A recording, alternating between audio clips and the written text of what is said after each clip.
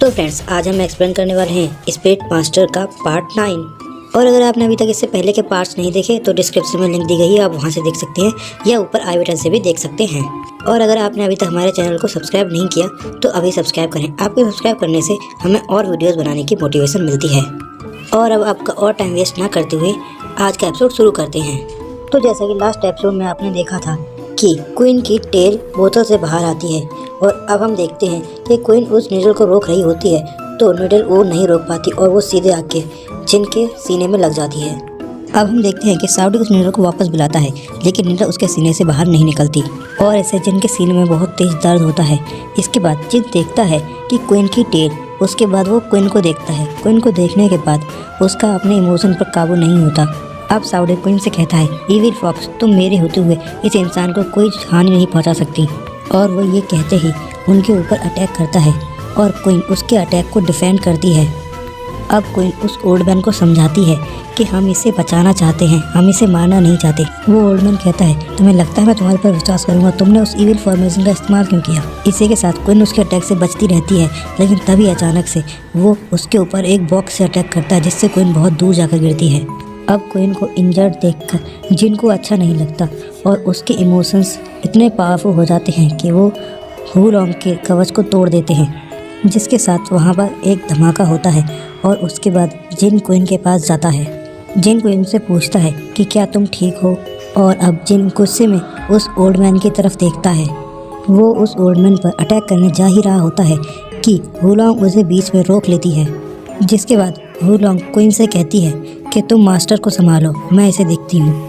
जिसके बाद हम देखते हैं कि हू लॉन्ग अपनी फुल पोटेंशियल में आती है और अब उन दोनों के बीच काफ़ी आइकॉनिक लेवल की फाइट स्टार्ट होती है, जिसमें पहले तो हू लॉन्ग जीत रही होती है लेकिन इसी के बाद साउडी भी अपनी बुक का इस्तेमाल करता है और फिर वो हू लॉन्ग को एक ज़ोरदार झटका देता है जिससे हू लॉन्ग पीछे जाती है। जिसके बाद हू लॉन्ग सोचती है कि ये भी काफ़ी ताकतवर है। इसके बाद हमें दिखाते हैं कि साउडी कोई स्पेल्स पढ़ता है, जिसके बाद वहाँ पर एक पोर्टल खुलता है जिससे बहुत सारी तलवार आकर हू लॉन्ग के ऊपर अटैक कर देती हैं। ये अटैक काफ़ी पावरफुल होता है, इसलिए क्वीन जिन को बचाने के लिए उसके आगे आ जाती है और हू लॉन्ग क्वीन को बचाने के लिए उसके आगे आ जाती है। और यहाँ फिर इसी के साथ बहुत ज़ोरदार धमाका होता है जिससे वो पूरा घर टूट जाता है। इसके बाद हमें दिखाते हैं कि हू लॉन्ग काफ़ी इंजर्ड हो जाती है और वो ज़मीन पर गिरी हुई होती है। जिसके बाद क्वीन उसके पास जाती है और उसे रिकवर करने लगती है। इसी के साथ साउडी भी वहाँ आ जाता है अपनी तलवार लेकर और वो उससे कहता है कि आज तुम्हें मैं यहाँ ख़त्म कर दूँगा। अब वो हू लॉन्ग की तरफ अपनी तलवार करता है और तभी क्वीन आगे आ जाती है और वो कहती है कि हम यहाँ किसी को भी नुकसान पहुँचाने के लिए नहीं आए हैं। और वो जिनकी तरफ इशारा करके कहती है कि ये हमारे मास्टर हैं। अब साउडी क्वीन के ऊपर अटैक करने ही वाला होता है कि पीछे से जिन आकर उसे रोक लेता है और साउडी उसे डिफेंड करता है। यहाँ पर हमें ये पता चलता है कि जिन के अंदर से अभी तक पॉइजन नहीं निकला था। यहाँ पर साउडी को पता चल जाता है कि इसके अंदर पॉइजन है और साउडी इसको रोकता है। अब साउडी कहता है कि मुझे इस इंसान को मारना ही होगा। इसके बाद वो अपनी किताब से कुछ स्पेल्स पढ़ता है और एक पेज निकाल के उससे अपनी तलवार के अंदर पावर लेता है। अब वो जैसे ही जिन के ऊपर अटैक करता है तो एक निडल जिन के जेब से निकलती है और उसे रोक। ये सीन काफ़ी फास्ट है, इसलिए मैं आपको स्लो करके दिखाता हूँ।